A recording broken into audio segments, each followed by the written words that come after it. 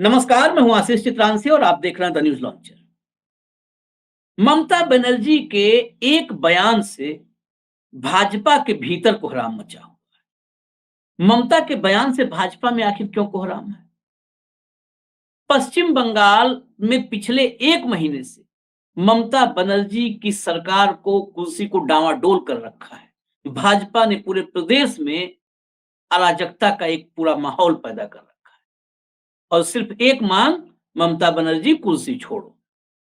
हम भी कहते हैं, इस बात को शुरुआत में ही साफ कर दे रहे हैं कि ममता बनर्जी को इस्तीफा दे देना चाहिए। जो ममता बनर्जी ने भी कहा है, ममता बनर्जी ने कहा कि अगर मेरे इस्तीफा देने से एक बेटी को इंसाफ मिलता है, लोगों की जान बचती है, क्योंकि डॉक्टरों के हड़ताल से 29 जान जा चुकी है, 29 अब तक लोगों की जान बचती है, एक बिटिया को इंसाफ मिलता है, तो मैं इस्तीफा देने के लिए तैयार हूं।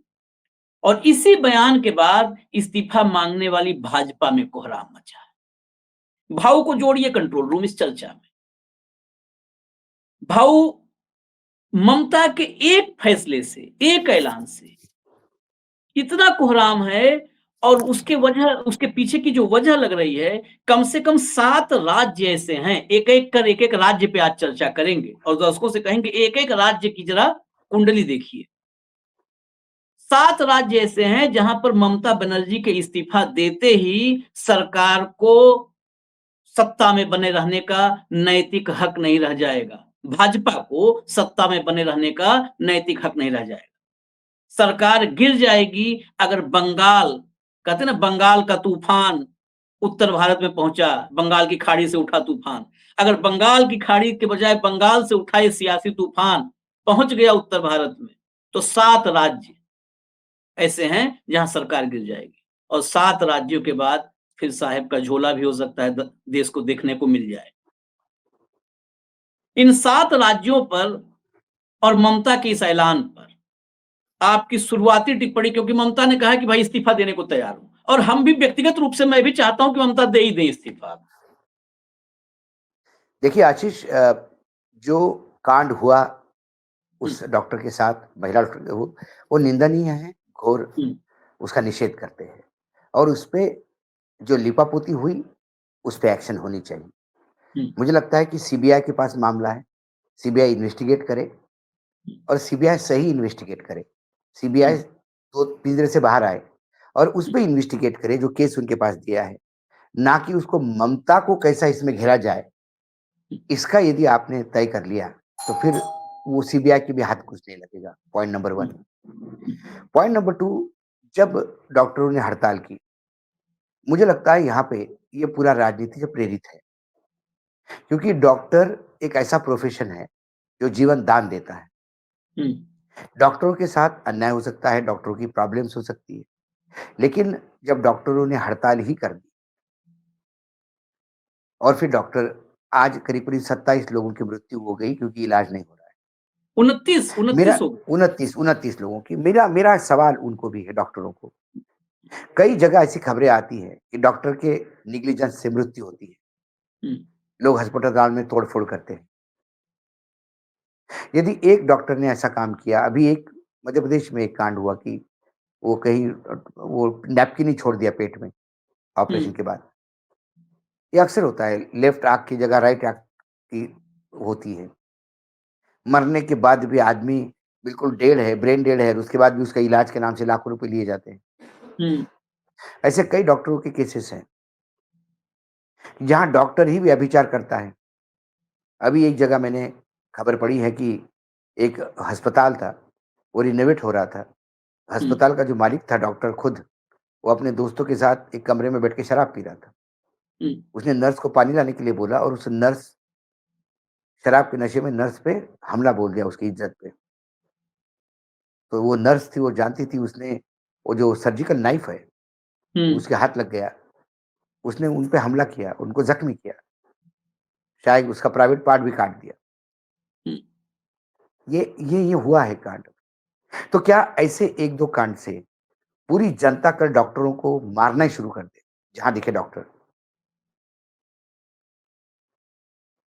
भई हर हर मोहल्ले में 1 आध डॉक्टर तो होता ही है। पूरा हम्म। मोहल्ला उस डॉक्टर को मारना शुरू कर दे, क्योंकि मुंबई में किसी डॉक्टर ने एक मरीज को मारा, इसलिए मैं तुमको मार रहा हूँ। उसका कोई अर्थ है? ना ना, एक गलत है बिल्कुल।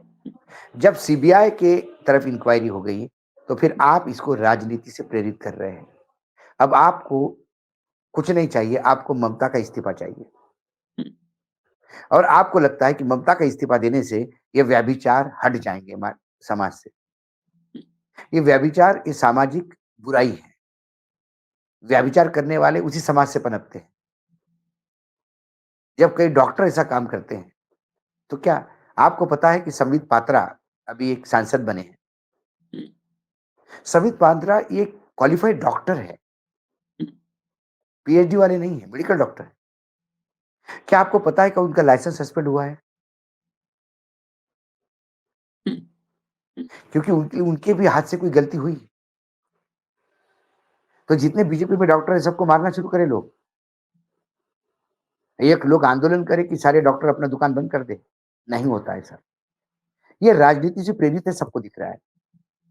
लेकिन इसी राजनीति प्रेरित से तो ये ममता का एक सॉल्यूशन था कि चलो ठीक है, तुम्हें मेरा इस्तीफा चाहिए, तुम ड्यूटी पे आ जाओ, मैं जनता हम्म, की भलाई के लिए इस्तीफा भी दूंगा। हम्म, लेकिन आशीष, आपने एक शब्द का उपयोग किया, तो फिर नैतिकता के आधार पे बाकी चीजों का नैतिकता रही का इन लोगों के पास? हाँ। हम्म, जो लोग मुंह खोलते झूठ बोलने के लिए, जो लोकसभा के पटल पे झूठ बोलते हैं, जो अपने यहां हुए व्याभिचार पे सवाल पूछने पे राजनीति क्यों करते हो बोलते हैं।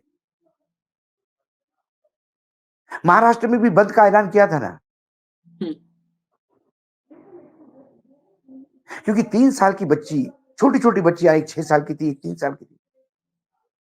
बदलापुर में उनके साथ जो स्कूल में हुआ, और स्कूल किसी भाजपा समर्थित लोगों का है, इसलिए एक्शन नहीं हो रही।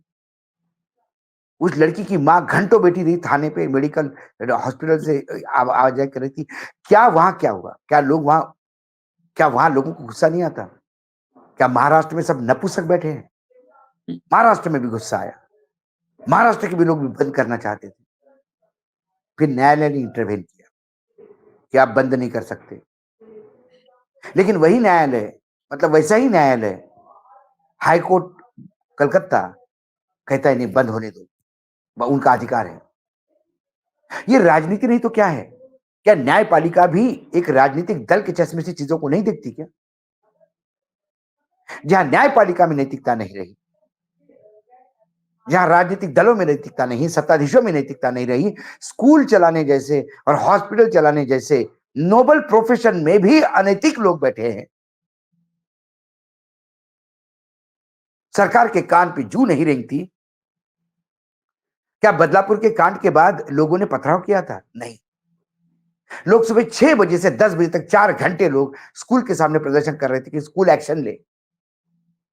स्कूल ने एक्शन नहीं ली, सरकार ने सूद नहीं ली। फिर वो रेलवे स्टेशन की तरफ गए, और जब रेलवे रोकी, और रेलवे क्यों रोकी करके जब लाठीचार्ज हुआ तो उन्होंने पथराव किया, फिर हिंसा शुरू हुई, तब जाके सरकार जगी। फिर मुख्यमंत्री भी आते हैं, उप मुख्यमंत्री भी आते हैं, और सारी दुनिया पलट जाती है, और दिल्ली से भी मैसेज जाता है। ये क्यों? यदि वो लोग वैसे ही चुप रहते तो ये खबर भी नहीं होती किसी। वो लड़की, छोटी लड़की, उसको समझ ही नहीं आया उसके साथ क्या हुआ। वो बार बार कह रही कि मम्मी मैं शूशू करती हूँ तो मुझे चिट्टियां काटती है। इतना घनघोर। तो अधिकार पूरे इस देश में, क्या संविधान अलग अलग तरीके से, जहां बीजेपी की सरकारें हैं, वहां बीजेपी समर्थित सरकारें हैं, वहां संविधान के मायने कुछ अलग होंगे। जहां विपक्ष की सरकारें हैं, वहां संविधान के मायने कुछ अलग होंगे। नैतिकता तो विपक्ष में है अभी, आज भी।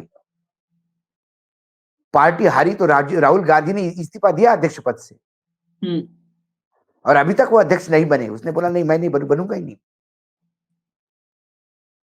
इनकी पार्टी बुरी तरह से हारी तो इनके अध्यक्ष तो अभी भी बने हुए हैं, एक्सटेंशन खत्म होने के बाद भी। हम्म, क्योंकि मोरल नहीं है। जो आदमी पूरे चुनाव में मोदी की गारंटी कहता है, वो चुनाव जीतने के बाद एनडीए की सरकार कहता है। हम्म, जो आदमी झूठ परोसता हो, उससे नैतिकता की क्या अपेक्षा की जा सकती है? नैतिकता इनमें नहीं, नैतिकता आज भी विपक्ष में है। लेकिन 7 राज्य भाव समाज को देखना होगा, भीड़ तंत्र से काम नहीं होगा।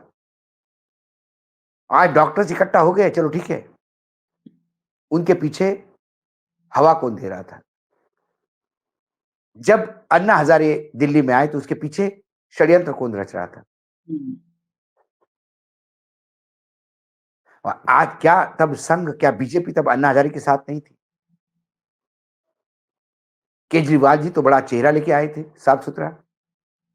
उनका भी एजेंडा अन्ना जी के नाम के पीछे राजनीति करने का था, हुँ, और उन्होंने एक राजनीतिक दल को जन्म दिया।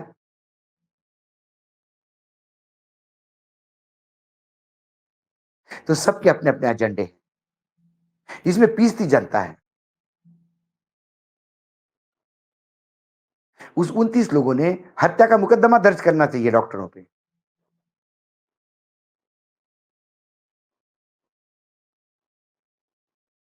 नहीं तो सर्वोच्च न्यायालय ने कहने के बाद भी डॉक्टर नहीं सुनते, इसका मतलब न्यायपालिका भी तो उनको ये नहीं कह रही कि हम बोलते जाएंगे तुम करते जाओ, ताकि हम भी सेफ और आप भी सेफ। क्योंकि हुँ, जो 1997 में जो चार्टर्ड बना था, उस चार्टर्ड का पहला सेंटेंस है, मात्र न्याय करना इंपॉर्टेंट नहीं है, न्याय हुआ है ये दिखना चाहिए। मात्र आपको ये बोलने के खत्म नहीं होगा कि डॉक्टरों ने हड़ताल छोड़ देनी चाहिए और ड्यूटी पे आ जाना चाहिए। डॉक्टर ड्यूटी पे आ जाए, इसकी व्यवस्था करनी चाहिए। हुँ। 5 बजे तक का जिस दिन सुनवाई हुई 3-4 दिन पहले 5 बजे शाम 5 बजे तक का वक़्त दिया सीजेआई चंद्रचूड़ ने और वहाँ पर 4 दिन से कोई फ़र्क नहीं है, डॉक्टर जमे हैं, इस पर क्या अपने ही आदेश का अगर अवमानना हो रहा है, वो भी चीफ जस्टिस के आदेश का, तो चीफ जस्टिस को दोबारा उसके बाद चीफ जस्टिस गणपति की पूजा करवाने लगे, मोदी जी को बुला करके। प्रधानमंत्री के साथ मुलाकात। हाँ, मोदी जी को बुला तो करके मैंने वो यही तो कहे कहा। तो इसके हुँ, मायने यही है कि मैं बोलता रहूँगा और आप करते जाइए, करते जाओ। ताकि मेरे पे छींटे नहीं आएँगे। मैंने तो बोला था साहब, हुँ, न्याय दिया आपने, हुआ कहाँ है सर? आपकी चार्टर्ड का, आपके कोड ऑफ कंडक्ट का पहला ही सेंटेंस आप ही को हुँ। समर्पित करता हूँ। तो उसके बाद क्या होगा? अब हम 7 राज्यों में आते हैं। हाँ, यदि 7 राज्य नैतिकता हमारे पास तो है, हम तो नैतिकता पे सवाल पूछेंगे। हुँ, यदि ममता बनर्जी ने इस्तीफा दिया, तो क्या योगी आदित्यनाथ को सत्ता में रहने का अधिकार है? हुँ, 1 मिनट नहीं। हुँ, क्योंकि अयोध्या जहाँ राम की जन्मभूमि है, राम जन्मभूमि पे नॉनवेज नहीं बिकेगा, राम जन्मभूमि में शराब नहीं बिकेगी, हुँ, लेकिन लड़कियों की इज्जत लूटने वाले नराधम घूमते रहेंगे। बीए पास करने वाली दलित की बेटी जो सफाई कर रही थी रोड की, उसके साथ नहीं राम व्यभिचार हुआ जन्मभूमि सामने। में भाऊ, राम वही जन्मभूमि वही में कह रहा हूँ, सफाई करती थी। हाँ, राम जन्मभूमि में सफाई करने वाली लड़की के साथ। तो मैंने तो आपको पहले ही दिन से कहता हूँ आशीष जी, चाहे लोग मुझे हुँ, कुछ भी कहें, मैं बार-बार कहता हूँ कि राम मेरे आराध्य हैं और मैं सनातनी धर्म में विश्वास रखता हूँ। हो सकता है मेरे कई मित्र मुझसे इस बात को नाराज़ भी होते हो, आप बार-बार क्यों कहते हो कि आप सनातनी धर्म में विश्वास रखता हूँ? मैंने है, मेरा विश्वास है। मैं धार्मिक प्रवृत्ति का इंसान हूँ। लेकिन मेरा धर्म लूटना, खसोटना, मंदिर जाना नहीं सिखाता। मैंने आपको तब भी कहा था कि राम अयोध्या में है ही नहीं, क्योंकि राम दुराचारियों के साथ नहीं रहते। राम अयोध्या में आएँगे, संहार करने आएँगे रावणों का। राम उस भ्रष्टाचारी लैंड के डील्स के मंदिर पे नहीं रहेंगे। राम उस अयोध्या में नहीं रहेंगे जहाँ अयोध्या में एक बरसात में रोड उखड़ जाते हैं। इतना पैसा खाया गया रोड बनाने में। राम उस अयोध्या में नहीं रह सकते जहाँ एक दलित की बेटी की इज्जत लूटी जाती है। कैसे रहेंगे राम?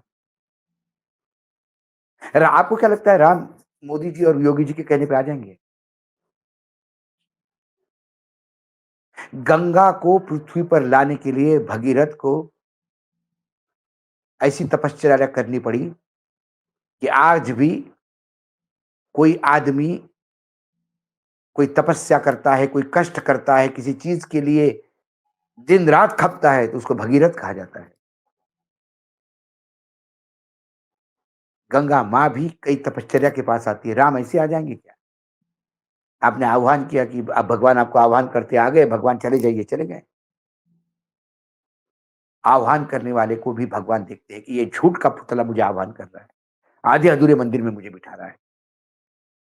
जहां मेरा मंदिर बना है वहां जमीनों में भ्रष्टाचार हुआ है। मेरे मंदिर के ट्रस्टी कहते हैं कि भैया ये तो अयोध्या है, या तो चांदी के लिए एक दूसरे गला काट लेते हैं। हम्म, ऐसे क्रिमिनल अयोध्या में मुझे मिला रहे हैं, और ये व्यभिचार हुआ। एक महिला अपने पति को बचाने के लिए एम्बुलेंस में लेके जाती है। अब एम्बुलेंस वाले उसकी रास्ते में इज्जत लूटते हैं, और वो लूटने नहीं देती तो उसका पति मर जाता है। ये कहाँ हुआ? यदि मैं गिनवाने लगूं को तो दिन निकल जाएगा, इतना उत्तर प्रदेश में व्यभिचार हो रहे हैं। योगी आदित्यनाथ जी को तो आधे सेकंड का भी अधिकार नहीं है सत्ता में रहने का, यदि ममता इस्तीफा देती है। आप आइए उत्तराखंड में, पास वाले राज्य में, एक नर्स ड्यूटी करके चली जाती है, उसकी इज्जत लूटी जाती है, हत्या होती है। एक लड़की दिल्ली से देहरादून जाती है बस में, बस डेपो के अंदर ही रात को उसी बस के कर्मचारी उसकी इज्जत लूट लेते हैं। एक लड़की रिसेप्शनिस्ट रहती है एक रिसोर्ट में, क्योंकि बीजेपी के नेता का रिसोर्ट है वो, तो उसमें उस लड़की को रात को नेता को परोसा जाता है, और वो मना करती है तो उसकी हत्या होती है। पूरा उत्तराखंड रास्ते पे आता है, मुख्यमंत्री इस्तीफा नहीं देते, ना लड़की का अभी तक लड़की को न्याय मिला है। धामी साहब किस अधिकार से सत्ता में रहेंगे? नैतिकता भी है क्या? इनके घर में बहू बेटी नहीं है? जो प्रदेश की बहू बेटी चारा बना के इन लोगों के सामने परोसी जा रही है, किस अधिकार से रहेंगे धामी साहब? चुनाव हारने के बाद आपको मुख्यमंत्री बना सकते हैं मोदी जी, लेकिन नैतिकता के पैमाने पे आप यदि ममता ने इस्तीफा दिया तो आप इतने दिन सत्ता में रहे, उसका वेतन वापस करना होगा आपको। इतनी घिनौनी बात है। आप आ जाइए राजस्थान में। राजस्थान में 5 दिनों में 3 व्यभिचार, 3 साल की बच्ची, और उसके बाद एक ही शहर में बार-बार होती है। कानून का डर ही नहीं किसी को, क्योंकि शर्मा जी ने कभी कानून देखा ही नहीं। इंडिपेंडेंट लड़े, चुनाव हारे, दूसरी बार बीजेपी का टिकट लिए, चुनाव जीते और मुख्यमंत्री बन गए। अंग्रेजी की 4 सेंटेंस पढ़ने में नाक में दम आता है। अधिकारी व्यभिचारियों के साथ, भ्रष्टाचारियों के साथ मिला के सरकार चला रहे हैं। दिल्ली में रिमोट कंट्रोल है, वो सरकार चला रही है, फ्री फॉर ऑल है, व्यभिचारी हो या भ्रष्टाचारी हो। उनको लगता है समय तो हमारा आ गया है। क्या उस मुख्यमंत्री को जहां 5 दिन में 3 महिलाओं के साथ व्यभिचार की घटनाएं हो, उसे नैतिक अधिकार है? यदि एक डॉक्टर के अधिकार से ऐसा होता है तो आप आ जाइए मध्य प्रदेश में, पास में। मध्य प्रदेश में क्या होता है? मध्य प्रदेश में आर्मी का कैंटोनमेंट एरिया भी मध्य प्रदेश में सेफ नहीं। मऊ में बड़े ओहदे के 2 अधिकारी मेजर रैंक के महिला मित्र के साथ थे। देखिए बदमाशों का हौसला कितना बुलंद है। कैंटोनमेंट एरिया में घुस के एक मेजर को अपने गर्लफ्रेंड के साथ भेजा 10 लाख रुपए लाने के लिए। डर नहीं था, और एक मेजर को गन पॉइंट पे बाहर रखा और उसकी महिला के साथ जाके, उसके महिला मित्र के साथ जाके सामूहिक व्यभिचार किया। सरकार इस बात से महिमा मंडन करती कि हमने सबको पकड़ा। सरकार का दायित्व पकड़ने का नहीं है, सरकार का दायित्व ये होने न देने का है। मोहनलाल जी यादव, आपकी क्या सरकार का डर है क्या लोगों के बीच?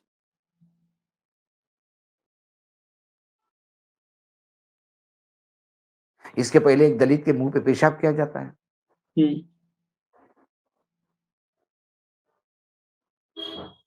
ऐसे कई व्यभिचार के मुद्दे इश्यूज है Madhya Pradesh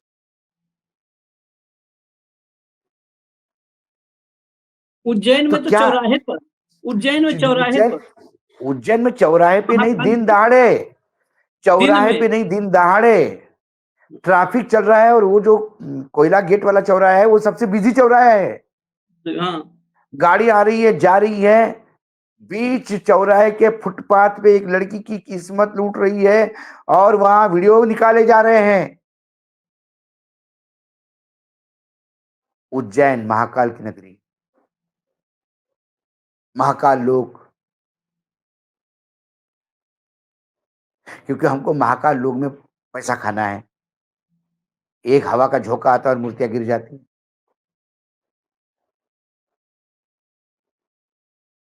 law and order भगवान के भरोसे है। और भी कांड है मध्य प्रदेश में, यदि डिटेल में जाऊं तो फिर पूरा दिन लग जाएगा। क्या मोहनलाल यादव को नैतिक अधिकार है कि वो उस सीट पर बैठे? नेशनल क्राइम रिकॉर्ड ब्यूरो का आंकड़ा है, हर एक दिन में 6 व्यभिचार महिलाओं के साथ गुजरात में होते हैं। 6 महिलाओं की रोज इज्जत लूटी जाती है। डबल इंजन की सरकार है, 35 साल से राम राज्य है। नरेंद्र मोदी, अमित शाह दिल्ली से सरकार चलाते हैं। आनंदीबेन उत्तर प्रदेश में बैठकर महिला है, मैं उनकी इज्जत करता हूं। वो लखनऊ में बैठ के गुजरात चलाती है, लेकिन वहां पर भी महिलाएं सुरक्षित नहीं। कौन कौन इस्तीफा देगा सर? आशीष भाई, पूरा मोहल्ला खाली हो जाएगा। इसलिए नैतिकता की बातें ना करें तो ज्यादा अच्छा है। ममता बनर्जी का इस्तीफा मांगने के पहले अपने गिरेबान में झांक के देखें, और कितने लोगों को इस्तीफा देना पड़ेगा।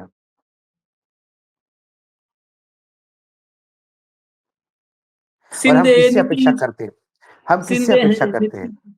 अरे छोड़िए, कितना है, किससे? नीतीश, नीतीश का भी वही हाल है, बिहार में भी वही हाल है।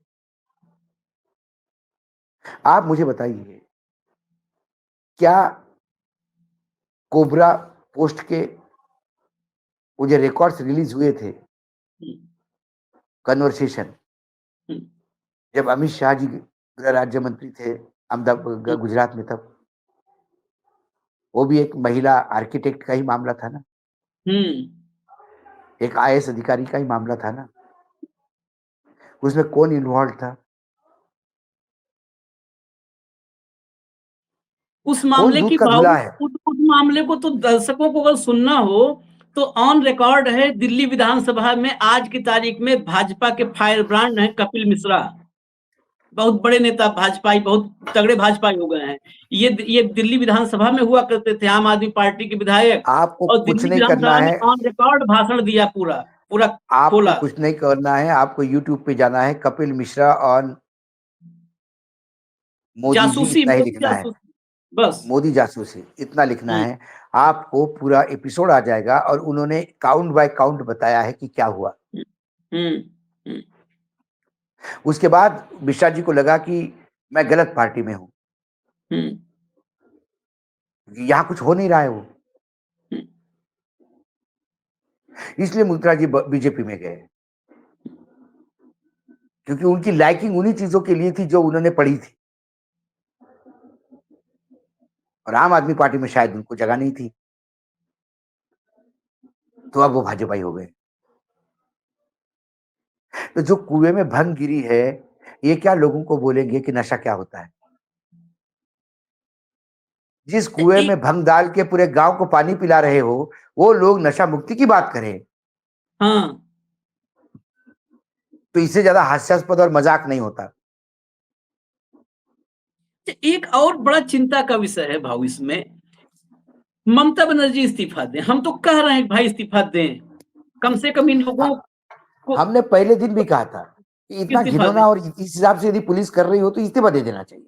लेकिन लेकिन राहुल गांधी ने मोहन यादव पर जो है एक ट्वीट किया, मध्य प्रदेश पर, मोहन यादव पर भी नहीं, मध्य प्रदेश की स्थिति पर, और खासकर महू वाले मामले के बाद, क्योंकि वाकई वो मामला जब फौजी अफसर, सेना के अफसर, उन्हीं के साथ उनकी महिला मित्र नहीं नहीं सुरक्षित नहीं, है सेना के अफसर अपने कैंटोनमेंट एरिया में। अपने कैंटोनमेंट एरिया में। तो राहुल ने जो है मध्य प्रदेश की इस स्थिति पर, इस घटना पर ट्वीट किया।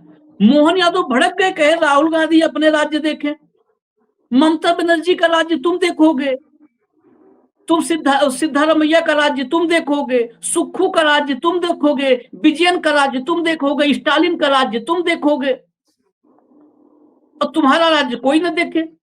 वो रावण राज्य हो गया है कि उस तरफ जो निगाह उठाएगा वो मारा जाएगा। देखिए, मोहन यादव जी से अपेक्षा ऐसी ही थी। हाँ। उनका आईक्यू भी सबको पता है क्या है। ये जरूरी थोड़ी है कि हर आदमी पढ़ा लिखा होता है, कुपड़ भी बहुत होते हैं। और यहाँ तो कुपड़ों की फौज है, ऊपर से नीचे तक। और फिर इन्होंने कहा कि आप विदेश में हमारी बहुत वैसी देश की बेइज्जती कर रहे हैं। अगला डायलॉग ये था उनका। मतलब किसी को आप ये पूछो कि भाई साहब आपने खाने में नमक बहुत ज्यादा डाला है, तो बोलते आपने बाल कितने बढ़वा लिए आपके, उसको काटते क्यों नहीं हो? मतलब क्या कहे, ऐसे ऐसे इसका जवाब क्या हो सकता है? कुछ नहीं हो सकता।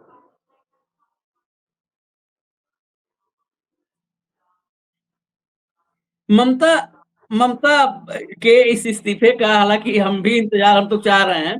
ममता ने जब से कहा है, एक और इसमें एक पॉइंट और है, ममता के इस ऐलान से भाजपा परेशान क्यों है? इस्तीफा ही तो मांग रही थी। इस ऐलान के बाद से दो स्टेटमेंट मेरे सामने आए। एक स्टेटमेंट मध्य प्रदेश के ही हैं, और उन पर भी बड़ा मतलब आरोप यही इसी टाइप का है। कैलाश विजयवर्गीय बंगाल में बड़ा लंबा वक्त गुजारे हैं, बंगाल में ही उन पर भी दुराचार का आरोप है। बंगाल के तो राजभवन में जो बैठे हैं ममता बनर्जी, उन पे भी आरोप है। उन पे तो राजभवन में आरोप है। ये किस मुंह से बोलते हैं, हमको तो यही नहीं समझ में आता है। अगर वाकई में इंसान होते तो ये चेहरा नहीं दिखाते समाज को। कैलाश विजयवर्गीय ने कहा, और उसके बाद फिर प्रहलाद जोशी मंत्री हैं मोदी जी के, वो भी आ गए मैदान में, कहे ये ममता का ड्रामा है। जब ममता ने कहा कि मैं इस्तीफा दे देती हूँ, अगर मेरे इस्तीफा से इंसाफ मिलता है और लोगों की जान बचती है तो नहीं मैं नहीं, इस्तीफा वो दे, सही ये है। नहीं, ड्रामा। वो सही है। नहीं, वो सही है। हम्म, देखिए, उन्होंने मणिपुर के चीफ मिनिस्टर को देखा, हम्म, उसे ड्रामा करवाया कि वो इस्तीफा दे। फिर क्राउड आए, सामने भीड़ आए, भीड़ इस्तीफा फाड़ दे। फिर मुख्यमंत्री कहे देखो, बोले मैंने तो इस्तीफा दिया था, भीड़ फाड़ दी, मैं क्या करूं? ये ड्रामा बीजेपी ने करवाया था। ये जोशी जी भी जानते हैं, कैलाश जी भी जानते हैं। इसलिए इनको लगता है कि ऐसे ड्रामे हमने किए हैं, तो शायद ममता भी ड्रामा कर रही होगी। सावन के अंधे को सब हरा दिखता है, और जिसको पीलिया होता है उसको पीला दिखता है। तो ये सब पीलियाग्रस्त लोग हैं। इसलिए इनको ममता के ड्रामे में, ममता के इस्तीफे में ड्रामा दिख रहा है, क्योंकि इन्हें ड्रामा करवाया मणिपुर में ना। ये और है। महामहिम ने कहा है बंगाल वाले कि हम ममता बनर्जी के साथ अब कोई स्टेज नहीं शेयर करेंगे। इसी पे फाइनल नहीं तो कमेंट कर दी। नहीं तो उनको इस्तीफा देके वापस जाना चाहिए। राज्यपाल कैबिनेट के अनुसार चलता है। वैसे भी किसी महिला के मंच पे उनको आना भी नहीं चाहिए, जो नहीं आरोप नहीं, उन पे महिला है। जो आरोप है उनको तो शायद उनके उसी हिसाब से बोला होगा उन्हें। देखिए, हमेशा आप उनको गलत मत समझिए। आशीष जी, क्या होता है कई बार हम सिर्फ गलतियां ढूंढते हैं, नहीं, उनको इस बारे में अप्रिशिएट कर लेना चाहिए। क्योंकि जब तक मेरे पे व्यभिचार के आरोप है, तब तक मैं अभी किसी भी महिला के साथ मंच शेयर नहीं करूंगा। ममता जी के साथ जो पूजनीय है।